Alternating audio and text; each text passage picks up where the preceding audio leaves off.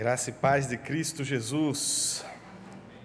Estou muito feliz de estar aqui, de poder cultuar com vocês e de poder compartilhar da palavra de Deus. É muito bom estar aqui, agradeço, reverendo Vitor, reverendo Ronaldo, pela acolhida tão calorosa, tão significativa. Queria convidá-los, sem delongas, a abrir a Sagrada Escritura. Como disse de manhã, direi agora, no Evangelho de Gênesis, capítulo de número 29. Nós vamos ler dos versículos 31 ao 24.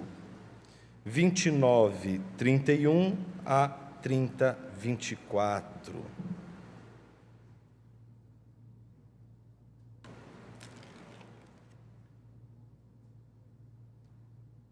Acompanhe a leitura da Escritura. Quando o Senhor viu que lhe era desprezada, fez com que ela fosse fecunda, ao passo que Raquel era estéril. Assim Lia ficou grávida e deu à luz um filho, a quem deu o nome de Ruben, pois disse: o Senhor viu a minha aflição, por isso agora meu marido vai me amar. Ela ficou grávida outra vez e deu à luz um filho e disse: o Senhor ouviu que eu era desprezada e me deu mais este filho. E deu-lhe o nome de Simeão. Lia ficou grávida ainda outra vez e deu à luz um filho e disse: agora, dessa vez, o meu marido se unirá mais a mim, porque lhe dei à luz 3 filhos. Por isso lhe deu o nome de Levi. Mais uma vez ela ficou grávida e deu à luz um filho, então disse: dessa vez louvarei o Senhor. E por isso lhe deu o nome de Judá. E depois disso não teve mais filhos. Quando Raquel viu que não dava filhos a Jacó, teve ciúmes de sua irmã e disse a Jacó: dê-me filhos, do contrário morrerei. Então Jacó ficou irado com Raquel e disse: será que eu estou em lugar de Deus, que a impediu de ter filhos? Então Raquel disse: eis que Bila, minha serva, tenha relações com ela. Eis aqui, Bila, minha serva, tenha relações com ela para que dê à luz e eu traga filhos ao meu colo por meio dela. Assim Raquel lhe deu Bila, sua serva, por mulher, e Jacó teve relações com ela. Bila ficou grávida e deu à luz um filho a Jacó. Então Raquel disse: Deus me fez justiça, ouviu a minha voz e me deu um filho. Por isso lhe chamou Dan. Outra vez Bila, serva de Raquel, ficou grávida e deu à luz um segundo filho a Jacó. Raquel disse: com grandes lutas tenho competido com minha irmã e consegui vencer. Por isso deu ao filho o nome de Naftali. Quando Lia viu que ela mesma tinha cessado de ter filhos, tomou a sua serva Zilpa e a deu a Jacó por mulher. Zilpa, serva de Lia, deu a Jacó um filho. Lia disse: afortunada, e deu ao filho o nome de Gade. Depois Zilpa, serva de Lia, deu o segundo filho a Jacó. Então Lia disse: é a minha felicidade, porque as mulheres dirão que sou feliz. E lhe deu o nome de Aser. Nos dias da colheita do trigo, Ruben saiu e achou umas mandrágoras no campo. Ele as trouxe para Lia, sua mãe. Então Raquel disse a Lia: dê-me algumas das mandrágoras que o seu filho trouxe. Mas Lia respondeu: você acha pouco o fato de ter tomado de mim o marido? Vai tomar também as mandrágoras de meu filho? Raquel respondeu: ele poderá ter relações com você esta noite em troca das mandrágoras de seu filho. À tarde, quando Jacó voltava do campo, Lia saiu ao encontro dele e disse: essa noite você terá relações comigo, pois eu aluguei você pelas mandrágoras de meu filho. E naquela noite Jacó teve relações com ela. Deus ouviu Lia, ela ficou grávida e deu à luz o 5º filho. Então Lia disse: Deus me recompensou, porque dei a minha serva ao meu marido. E deu ao filho o nome de Issacar. E Lia engravidou mais uma vez e deu a Jacó o 6º filho e disse: Deus me concedeu excelente dádiva, agora meu marido vai permanecer comigo, porque lhe dei 6 filhos. E ela deu ao filho o nome de Zebulon. Depois disso deu à luz uma filha e lhe chamou Diná. Deus lembrou-se de Raquel, ouviu-a e a fez fecunda. Ela engravidou e deu à luz um filho. Então disse: Deus tirou de mim o meu vexame, e deu ao filho o nome de José, dizendo: que o Senhor me dê ainda outro filho. Oremos. Senhor Deus, fale conosco através de Tua palavra, e que por meio dela nossa mente seja iluminada, nosso coração aquecido, nossa vontade cativa ao Senhor e ao Teu ensino. E é no nome do Teu Filho Jesus que oramos. Amém. Nós, pela manhã, tratamos de expor a perícope anterior a esta, que nos levou a refletir sobre a família do pacto, a família da aliança, como uma família que não apenas é eleita pela graça preciosa de Deus, mas é uma família pactual, eleita, porém totalmente desajustada, quebrada. Os eleitos também são quebrados. E a gente viu o quanto Jacó é quebrado, é um predador vazio, que tenta, a partir de uma solução romântica, encontrar aquilo que vai dar significado, contentamento em seu caminho, em seu trajeto. Vimos que a solução romântica é mais ou menos isso: corremos atrás de mais sexo, adiamos o amor a Deus e no final das contas perdemos os dois, nenhum nem o outro. Jacó, portanto, é aquele que, buscando de todas as formas, em tudo aquilo que ele poderia encontrar, mais potência de vida, energia para viver, mais vazio, mais enganado ele se encontra. É o enganador sendo enganado pelos enganadores, é o enganador sendo enganado pelo sogro, enganado pela esposa, enganado por ele mesmo. O texto de agora é um texto em que a família dos quebrados apresenta agora não apenas o predador, que é Jacó. Na verdade, meus irmãos, Jacó tem pouca participação nesse capítulo, ele só trabalha. Ele trabalha bastante, mas não faz nada nesse capítulo a não ser trabalhar. Quem serão os protagonistas desse capítulo para a gente? São as mulheres quebradas de Jacó. Jacó não só é quebrado, mas é casado com mulheres quebradas. E esse capítulo é suficiente para a gente saber como a palavra de Deus ela é orientadora e como essa coisa de ter mais de uma mulher não dá certo mesmo. Então vamos ficar com o que as Escrituras dizem, porque ela mesma mostra para a gente que esse negócio não vai dar muito certo. Observe que o trecho que nós acabamos de ler, ele é estruturalmente bem definido. Ele é como se fosse uma aspa, né? Como se fosse aquilo que os teólogos chamam de inclusio, né? Um argumento circular, como que fosse recortado de um todo, e ele pode ser analisado a partir de todas as suas combinações. Alguns até acham que seria um quiasma, onde todas as partes têm relações até chegar no centro dessa passagem. Eu queria chamar a tua atenção somente para esse dado, porque é importante para a gente, quando a gente analisa a relação do versículo 31 com o versículo de número 22. Observe as duas ocorrências em que Deus aparece, em primeiro lugar a Lia e em segundo lugar a Raquel, e nas duas ocasiões Deus aparece justamente porque lembra das duas, o que a gente vem falando desde de manhã.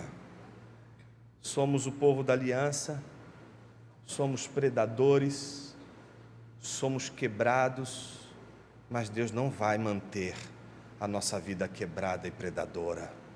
Ele vai tratar com as nossas vidas, vai tratar com o nosso coração. A história de Jacó não é a história apenas de um homem quebrado, é a história de uma família quebrada. Duas mulheres que, como Jacó, eram vazias, e que, como Jacó, lançam mão da solução romântica. O que é a solução romântica? Se eu casar, eu vou ser feliz. Se eu tiver o amor do meu esposo, eu vou ser feliz. Então, nós temos a solução romântica de Jacó no amor de Raquel.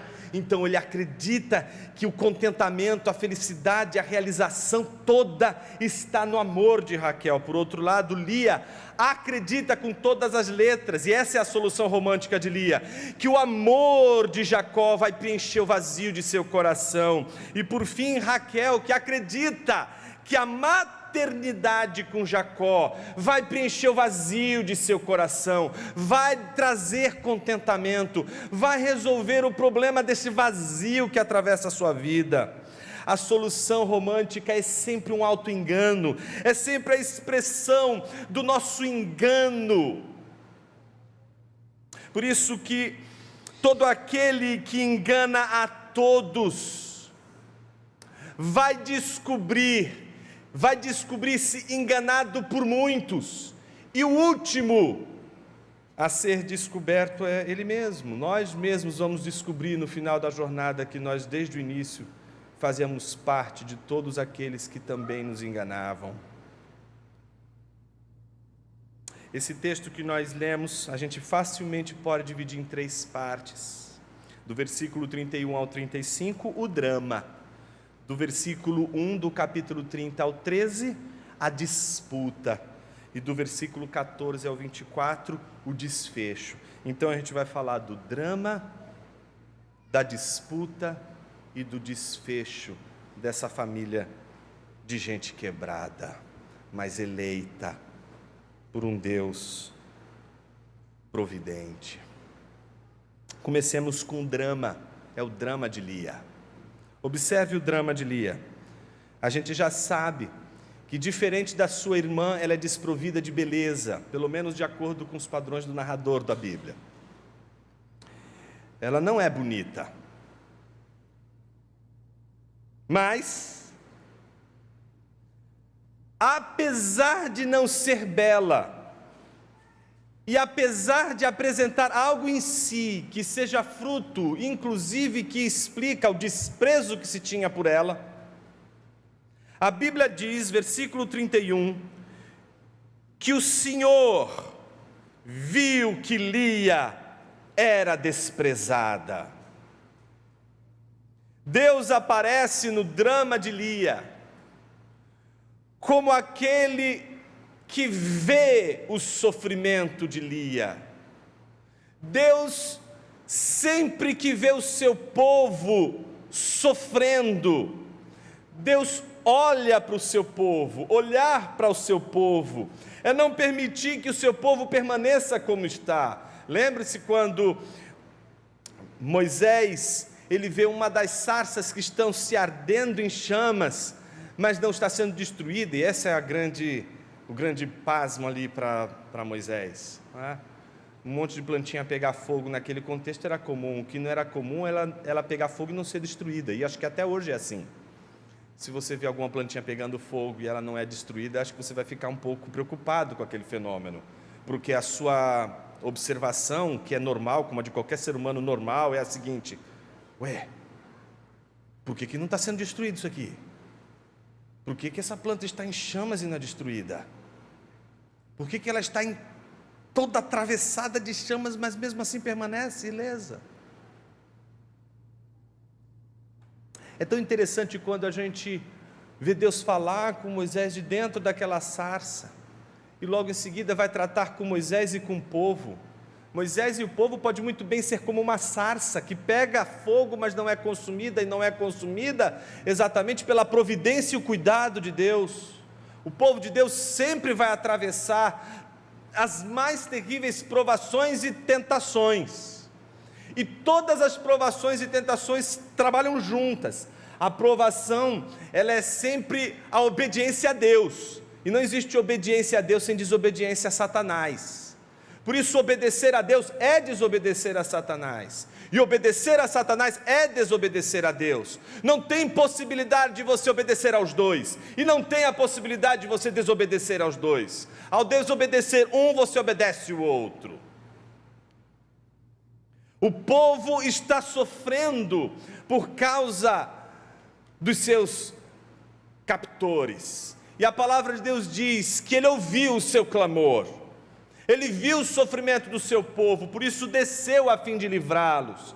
Esse é o Deus que vê o seu povo quebrado, que vê o seu povo em aflição, mas que ao mesmo tempo trata com esse povo, trata com um povo quebrado, trata com um povo humilhado, trata com um povo desprezado, trata o povo sob humilhação intensa. Lia está sob intensa humilhação, Lia é desprezada. Imagine, ela fez tudo o que o pai disse.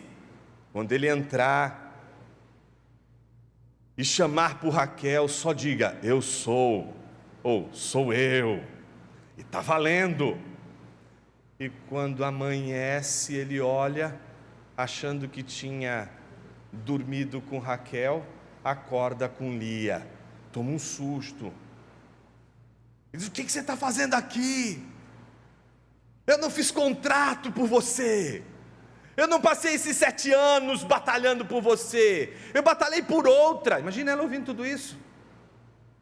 Imagina ela sabendo que ela foi desprezada, mas imagine sabendo que ela foi desprezada por alguém em que ela depositou seu amor. Sabemos que Lia amava Jacó, e amava Jacó com as mesmas talvez proporções com as quais Jacó amava Raquel. Por isso a história da família é uma história torta, é uma história onde como isso está acontecendo? Que coisa mais... É aquilo que o C.S. Lewis diz, né? A gente só consegue acreditar porque é algo que não poderia ter passado na cabeça de nenhum ser humano. Um enredo desse só pode ser um enredo celestial, só pode ser um enredo divino, só pode ser a maneira de Deus conduzir a história, que jamais autor e qualquer escritor na face da terra seria capaz de imaginar. Lia era desprezada e teve que ver o seu marido dizer: eu vou trabalhar mais 7 anos para ter Raquel. Imagina, ela está escutando desde pequena. Raquel é bela e formosa. Lia, a mais velha, a primogênita, essa aí não vai casar não, vai ficar para titia.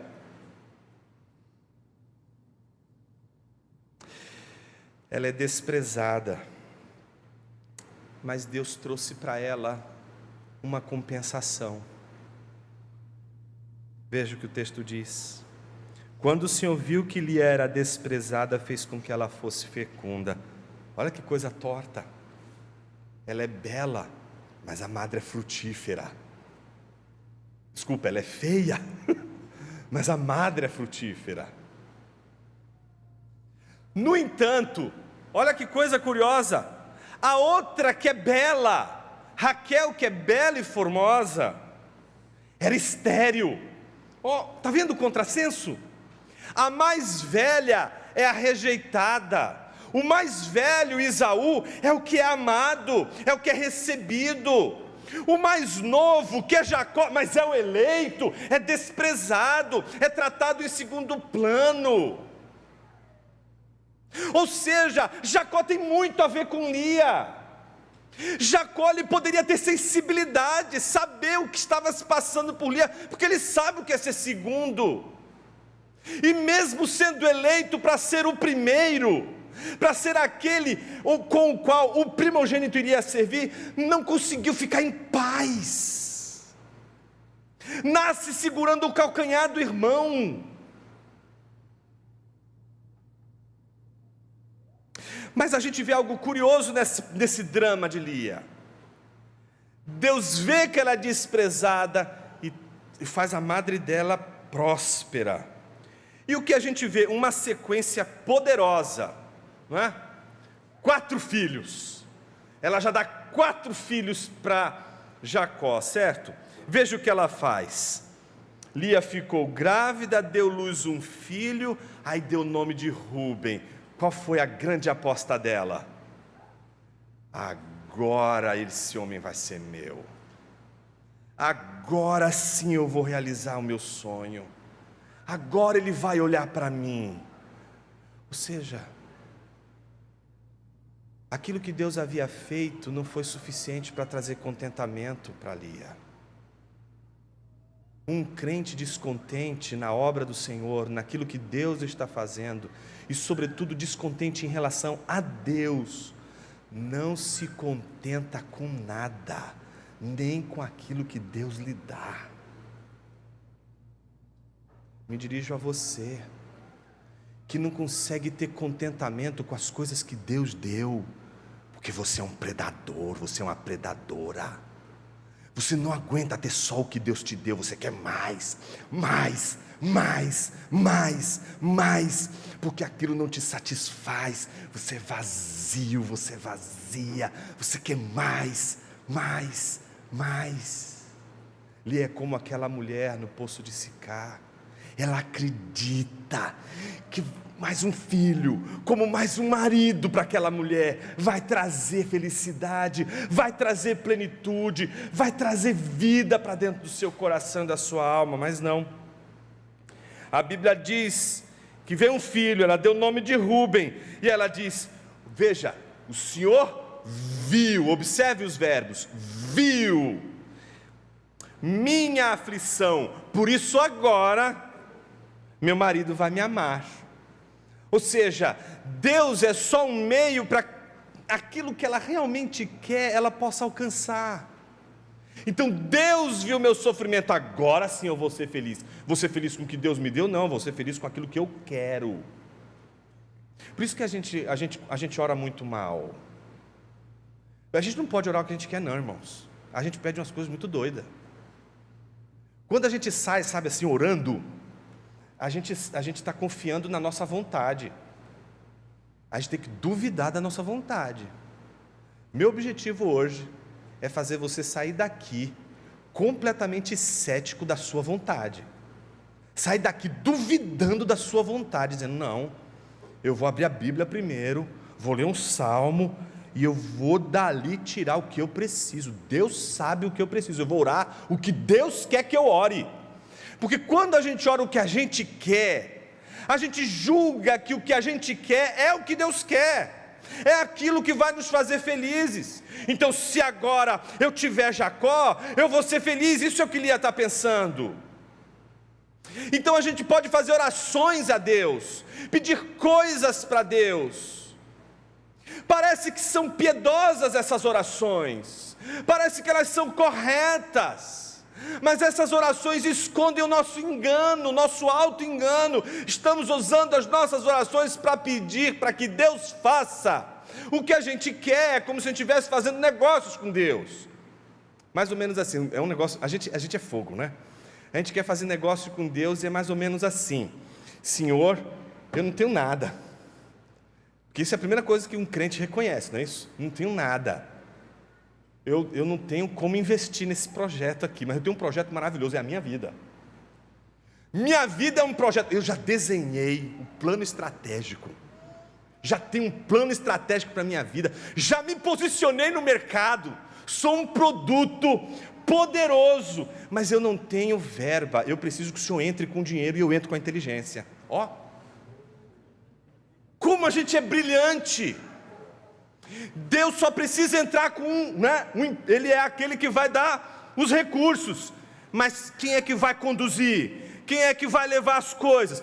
Deixa com a gente, porque isso aí a gente entende, Senhor. Eu sei que o Senhor tem muitas coisas para fazer, o meu projeto, eu só preciso de investimento. Muitas das nossas orações são assim: Senhor, faz o que eu quero, porque eu sei o que vai me fazer feliz. Mas aí o que aconteceu? É um silêncio sepulcral no texto, né? Você já pensou nisso aqui, ó? Veja o texto, ó. Assim Lia ficou grávida, deu à luz um filho, a quem deu o nome de Rúben. Então ela tem um filho, dá o nome de Rúben, que significa ver. E aí o que ela vai dizer? O Senhor viu a minha aflição, por isso agora meu marido vai me amar. Cri, cri, cri, cri. Sabe? Jacó não está nem aí.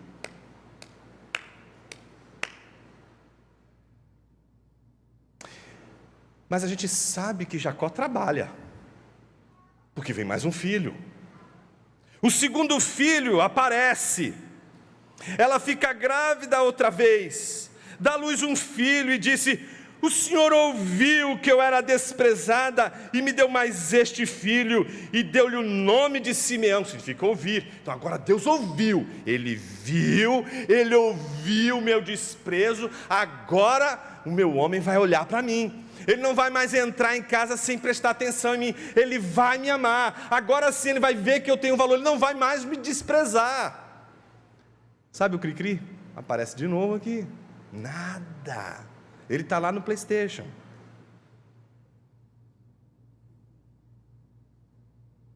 Veja o que acontece na sequência.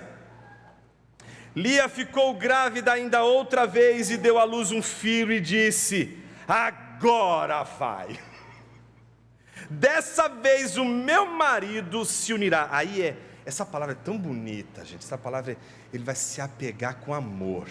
Sabe o Salmo 91? Poloei a salvo, porque conhece o meu nome, porque se apegou com amor, eu o livrarei. Lembra disso? Esse apego incondicional. Ela é apaixonada por Jacó, mas ela quer a correspondência, ela quer que Jacó também ame, e que ame a ela como ela o ama. Agora sim, meu marido se unirá a mim, porque lhe dei à luz 3 filhos. Por isso lhe deu o nome de Levi, que é apegar-se com amor. A Bíblia diz que não deu certo o plano dela. Jacó continua aquele mesmo Jacó de sempre. Mais uma vez ela ficou grávida e deu à luz um filho. Então disse: chega, agora não, dessa vez eu vou louvar o Senhor, dessa vez eu louvarei ao Senhor. E por isso lhe deu o nome de Judá, que tem todo um tom de gratidão, de louvor a Deus. E depois disso não teve mais filhos. Ou seja, quando ela viu que o marido não ia mais olhar para ela, quando ela viu que nada iria fazer mais sentido, o quadro era aquele, não ia ter mais jeito, ela disse: chega, agora vou louvar ao Senhor. Agora ela lembrou de Deus. Agora Deus não é mais um meio, agora Deus não é mais aquele meio pelo qual ela vai realizar algo grandioso, agora ela louva o próprio Deus, agora ela louva o próprio Senhor. É um arco redentivo, não? E é muito interessante porque a nossa vida é cheia desses arcos redentivos. A gente vai tentando, dá tudo errado, para a gente dizer: Senhor, por que eu estou fazendo isso? Eu tenho que buscar o contentamento em outro lugar. Eu estou de todas as formas tentando ser feliz fazendo isso. Não é aqui, minha felicidade, meu contentamento está no Senhor. A gente faz isso o tempo todo. A gente vai fazer isso com emprego, a gente vai fazer isso com esposo, com esposa, com filho, com filha, com faculdade, com emprego, com empresa, com bens materiais, com sexo, com poder, com tudo que você imaginar. Para no final das contas o povo eleito de Deus sempre chegar a uma conclusão: nada disso me é suficiente, a única coisa que me basta é o Senhor, e é a Ele que eu vou louvar. Quando a gente entende o desfecho do drama de Lia, começa uma disputa, que é a segunda parte do nosso texto. A disputa começa com a entrada da segunda mulher quebrada. Então a gente já viu o drama de Lia, agora a gente vai ver a disputa, onde aparece o drama de Raquel. Observe o versículo 1. Quando Raquel viu que não dava filhos a Jacó, teve ciúmes da sua irmã. Observe, olha como a história é toda torta. Agora entra em cena Raquel, que é bela, formosa. Todas as mulheres querem ser como Raquel. Aliás, todas as mulheres se arrumam para Raquel. Quando vão para uma festa, elas vão disputar com Raquel. Esquece, você está em segundo plano, cara. É Raquel que é a juíza, ela é a criteriosa, ela é o padrão de beleza e formosura, ela é a ovacionada, é Raquel, belíssima. Mas ela também é quebrada.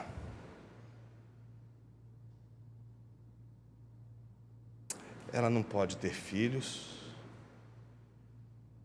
Ela olha para a irmã mais velha e diz assim: como pode ela tem filhos? é que sou a bonita da história, eu é que sou a princesa da casa, eu é que sou a especial da casa. E por que eu não tenho o que ela tem? Perceba que é sempre assim, olha como é tudo torto. O outro sempre tem o que a gente não tem.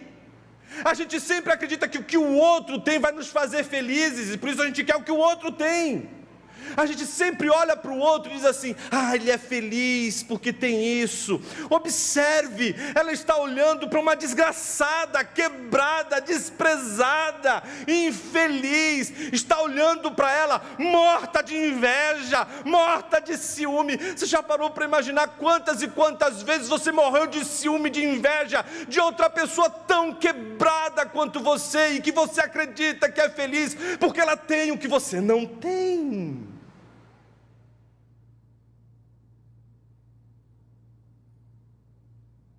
Mas essa parte aqui da disputa, ela é interessante porque é o único intervalo que a gente vê nos trabalhos de Jacó.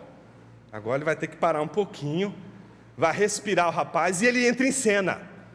É o único momento que Jacó aparece. Mas ele aparece como Pedro. Sabe quando aparece, acha que vai falar alguma coisa prudente e sempre faz alguma besteira? Observe, quando Raquel viu que não dava filhos a Jacó, teve ciúmes de sua irmã. Ela não vai brigar com a irmã dela. Ela não vai para cima dela. Para quem que ela vai? Vai brigar com o marido? Jacó! Eita, agora o negócio esquentou. Ela diz a ele: dê-me filhos, senão morrerei. Olha que drama. É dramática. Ou seja, por que é dramático? Porque para ela aquilo ali está ferindo. Ela pode ser a mulher mais linda daquela cidade, mas ela se sente a pior de todas as mulheres por não ter a madre fértil. Então ela não suporta passar a vida sem poder ter filhos. Aquilo para ela é o fim. Ela pode ter tudo, mas não ter filhos para ela é o fim. E a gente já sabe como as mulheres na Bíblia sofrem, sobretudo com isso. É só você lembrar de Ana. A Bíblia diz que Penina provocava Ana. E Ana se entristecia. Mas ela tinha o marido, Eucana. Ele olha para a mulher e diz: por que você está triste? A gente está no meio de uma festa, vem. Não, eu não posso ter filhos. Mulher, não te sou eu melhor do que 10 filhos.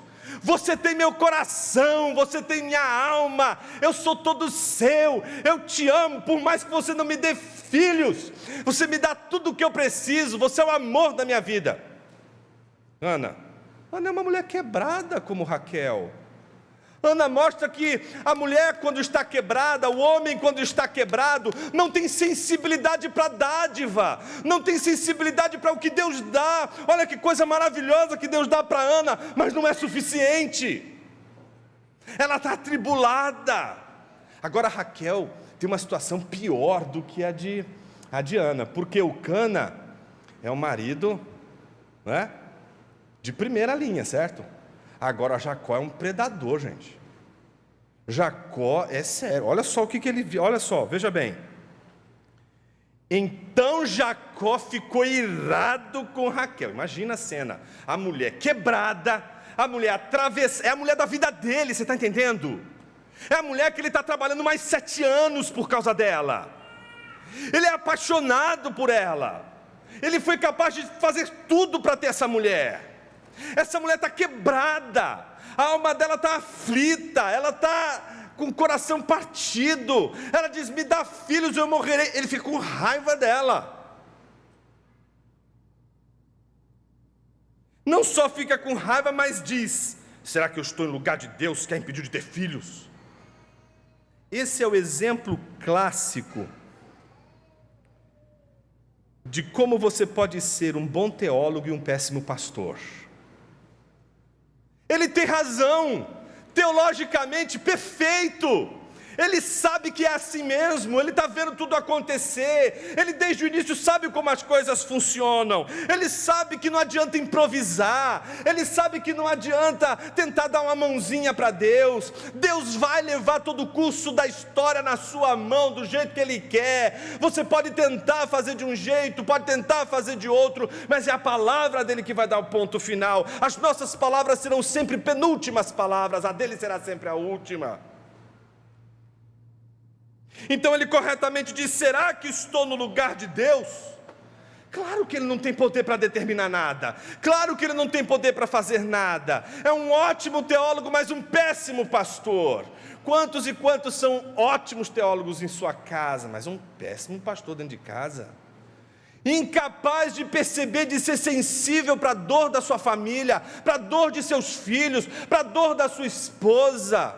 Jacó, ele é um predador, e como um predador, ele não está nem aí com os outros, ele só quer usufruir, ele só quer tomar, ele só quer devorar, ele é um devorador, ele devora o tempo todo, ele devora Raquel, ele devora Lia, ele devora Labão, ele devora Esaú. Lembra o que ele faz com Esaú? Lembra o que ele fez com seu pai Isaque? Ele é um devorador, um suplantador.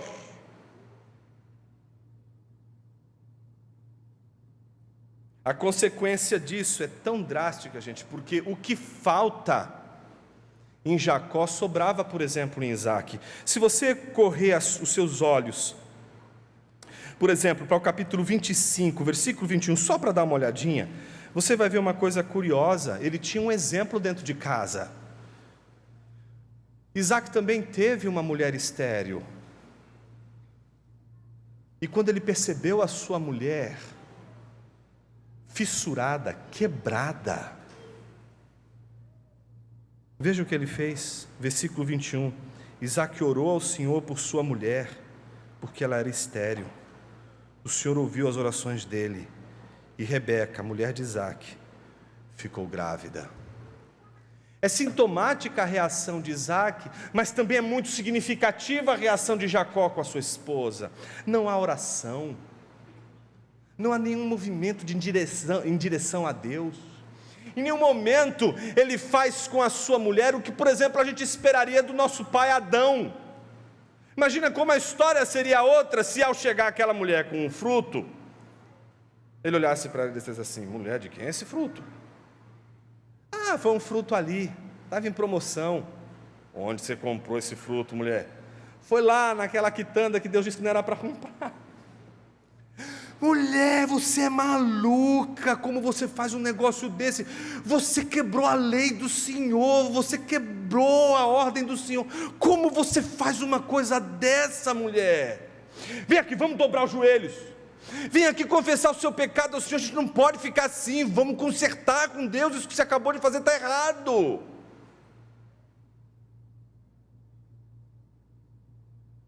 A ausência do seu compromisso com Eva se reflete na maior parte da nossa falta de compromisso em sermos no nosso lar não só o provedor, mas o cuidador. Todo homem quer ser o provedor, mas a Bíblia não quer só provedores no lar, quer pastores em sua casa, capazes de cuidar daqueles que estão à sua volta, da sua família.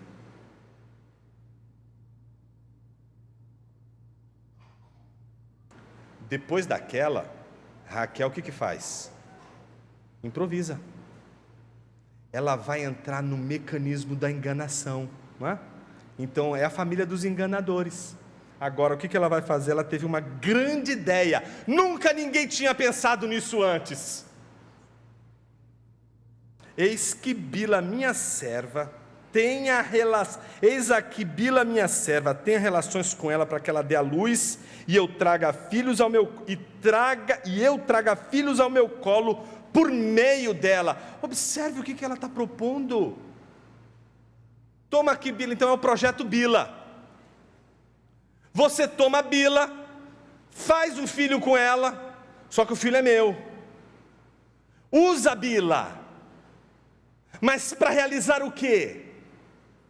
Um desejo pessoal. Observe como Raquel não tem pudor. Observe como Raquel vai usar de outros meios para tentar lidar com a sua carência. Assim Raquel lhe deu Bila, sua serva, por mulher, e Jacó teve relações com ela. Bila ficou grávida, deu à luz um filho. Então Raquel disse: Deus me fez justiça. E ainda diz o nome de Deus. Ela faz tudo o que fez e diz: Deus me fez justiça. Olha como a improvisação ela funciona. O mecanismo da improvisação é esse. É aquele mecanismo em que a gente está dizendo: Deus está fazendo justiça.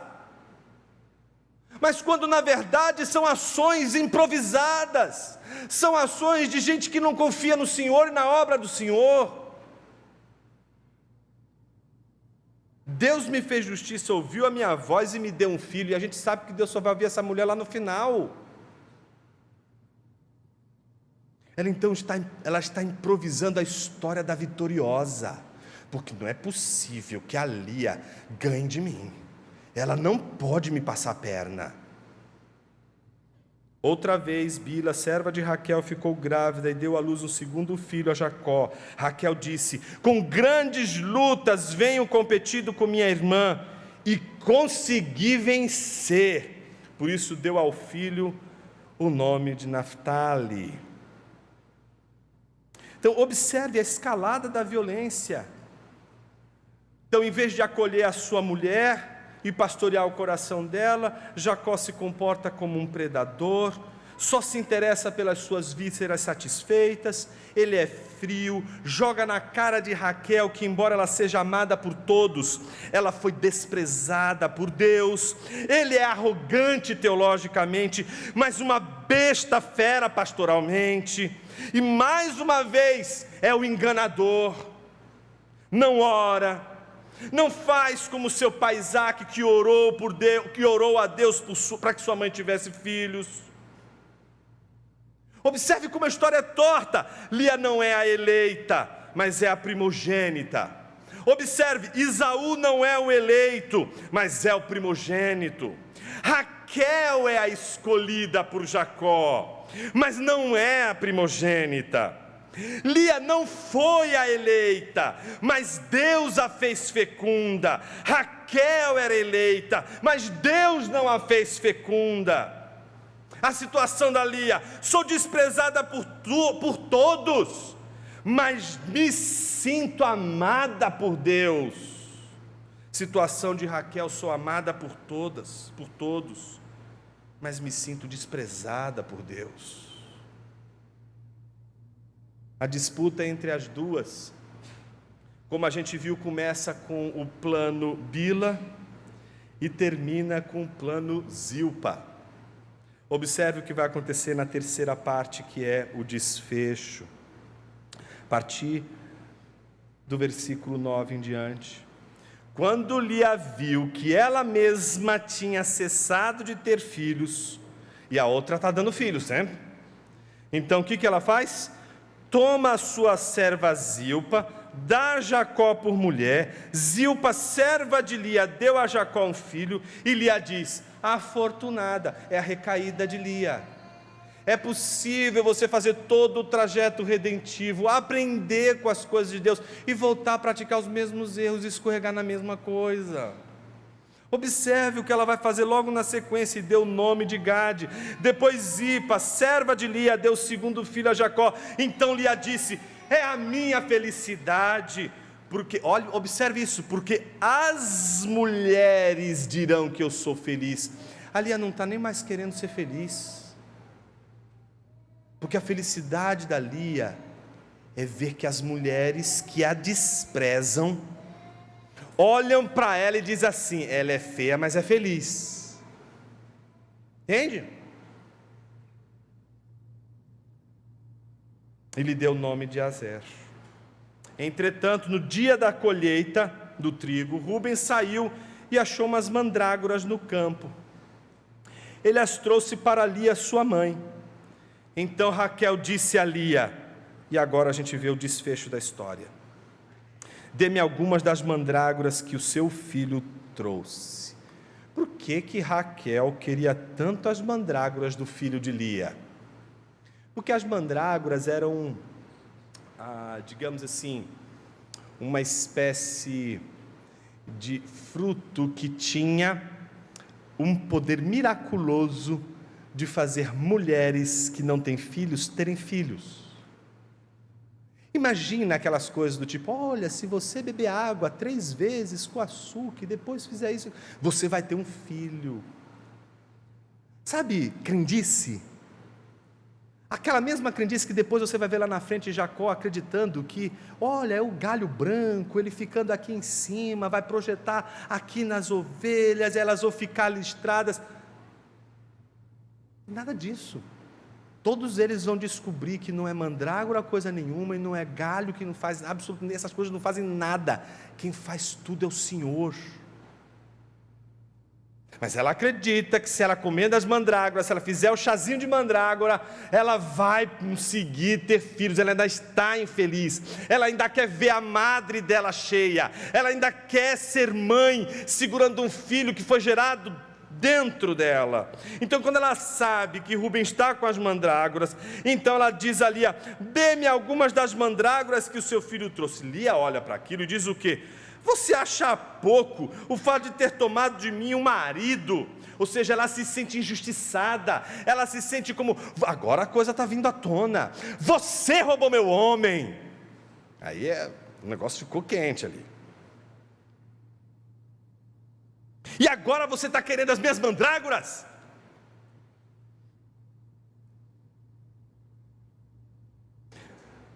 Raquel respondeu, ele poderá ter relações com você hoje. Na hora a mulher ficou calma.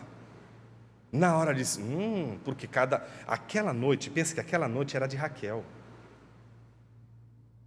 E Raquel estava oferecendo exatamente aquele dia, que era o dia de Raquel, para Lia. Na hora Lia não pensou 2 vezes, porque ela é como Esaú, quando ela vê um prato de lentilha, tão gostoso, e ela está morrendo de fome, ela perde a dignidade na hora. Ela é capaz de vender sua dignidade, como Esaú que vendeu sua primogenitura por um prato de lentilha. Um predador é capaz de fazer as coisas mais irracionais para realizar seus prazeres. Então ela topa a imoralidade de Raquel, que vende o marido, está alugando o marido agora. E você achando que hoje as coisas estão muito modernas. Ela aluga o marido para a irmã. E aí o que vai acontecer no desfecho?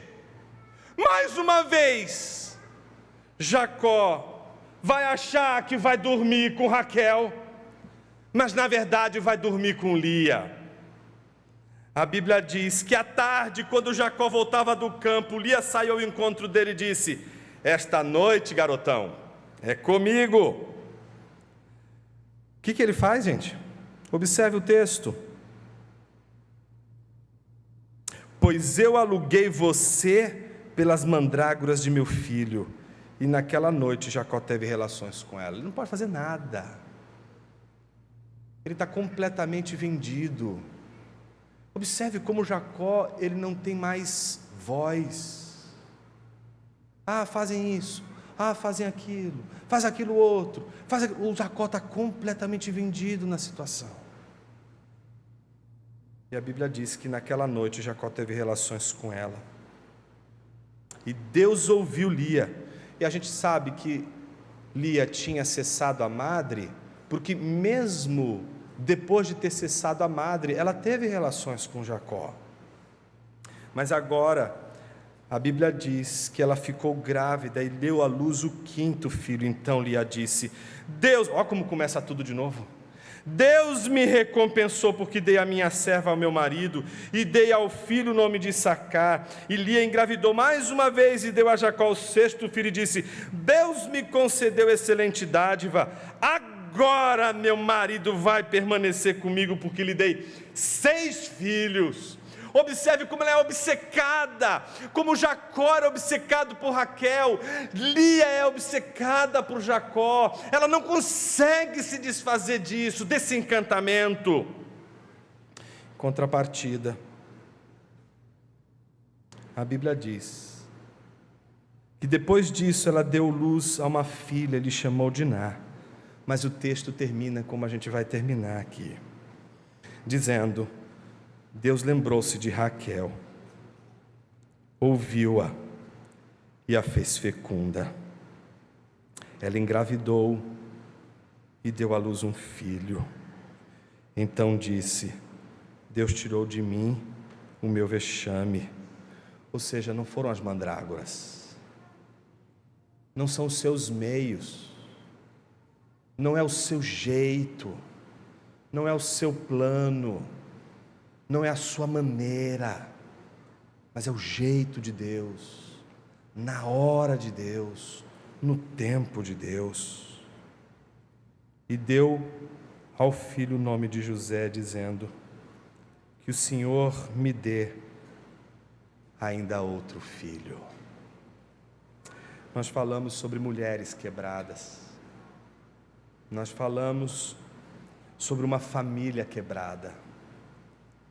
Vimos que é uma família eleita por Deus. Vimos que Deus está tratando Jacó. Deus está tratando também as suas mulheres. Vimos o quanto Jacó e suas mulheres vazios, quebrados, vão tentando do seu jeito encontrar contentamento, mas não conseguem.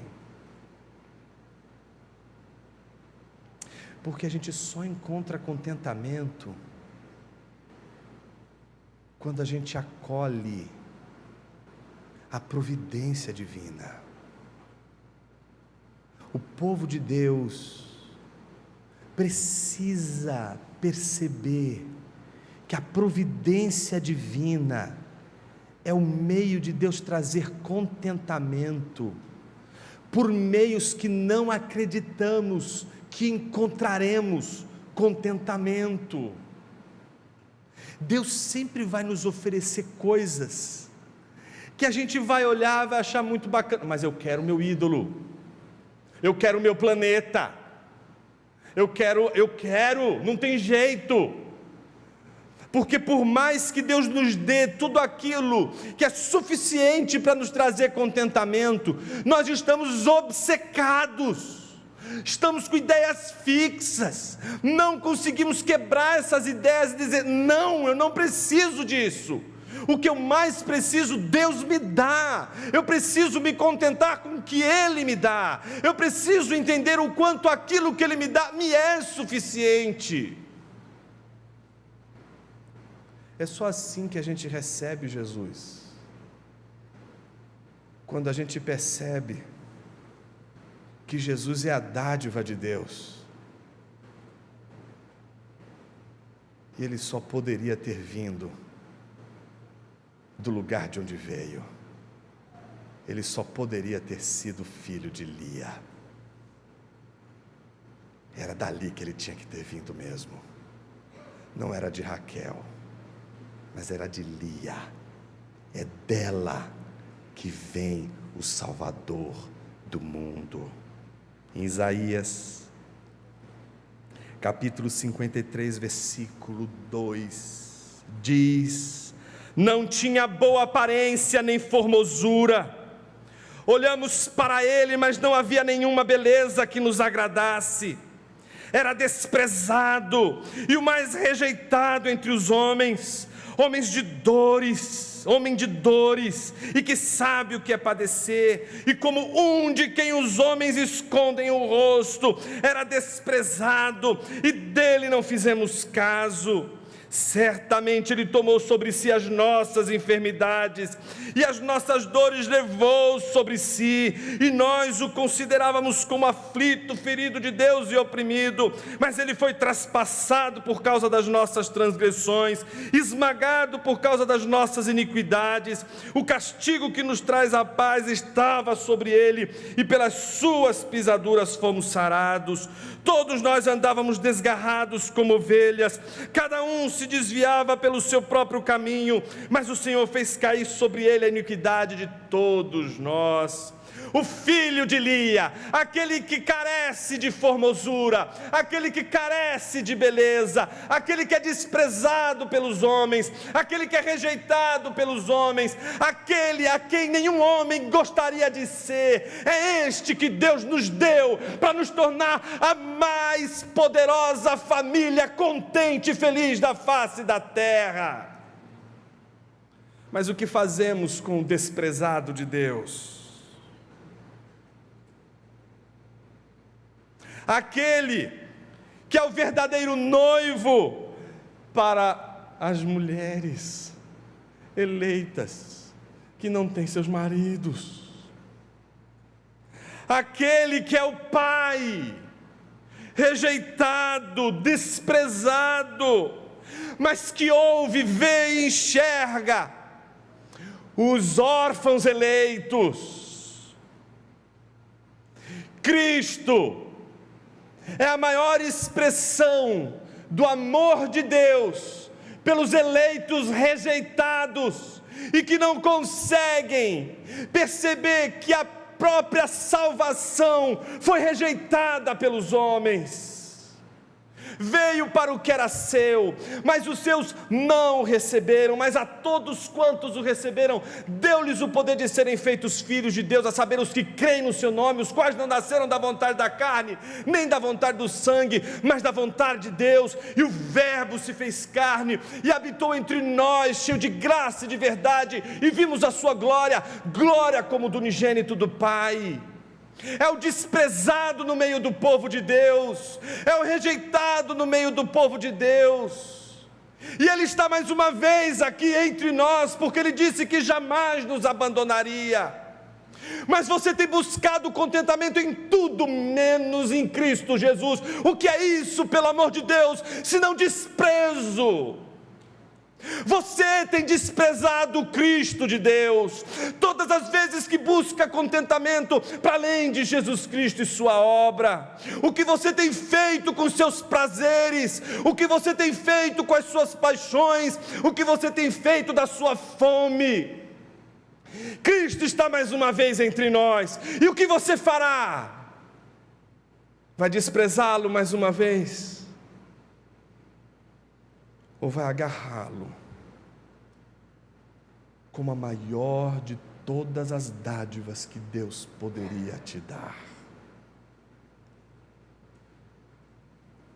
Ele era o homem que ninguém queria ser, não tinha beleza que nos agradasse, o que era seu não o recebeu. Na cruz, ele chegou a dizer: Deus meu, por que me abandonaste? Ele sabe o que é ser desprezado, mas Ele sabe o que é ser desprezado por amor. E todo desprezo do Verbo divino tem uma só razão: o povo de Deus, a família da aliança.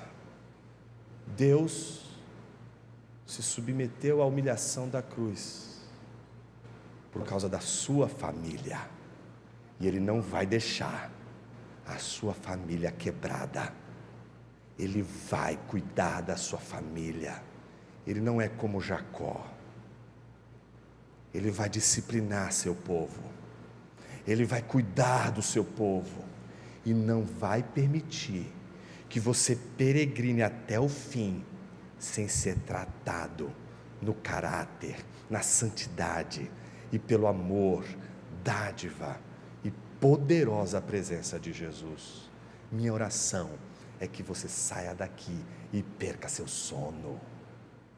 Minha oração é que você não durma até você dobrar os seus joelhos diante de Jesus e dizer: Senhor, como eu poderia ter acreditado que eu poderia ser feliz com qualquer outra coisa senão o Senhor.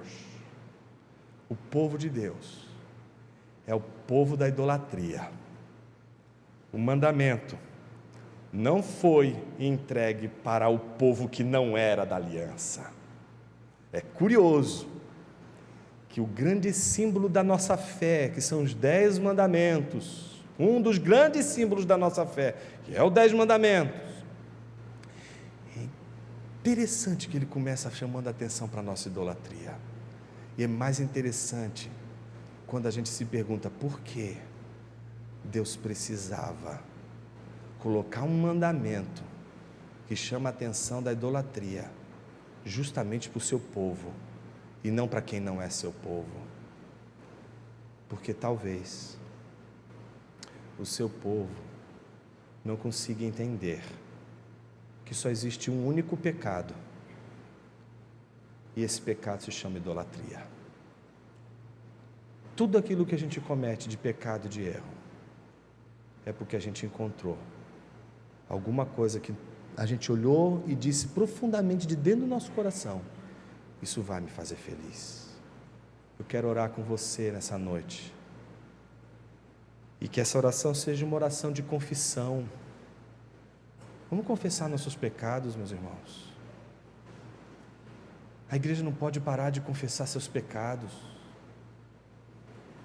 Eu queria convidar você no culto de hoje a curvar sua cabeça e confessar os pecados de ter encontrado prazer mais excelente, deleite mais poderoso do que aquele que se encontra ao pé da cruz, aos pés de Jesus.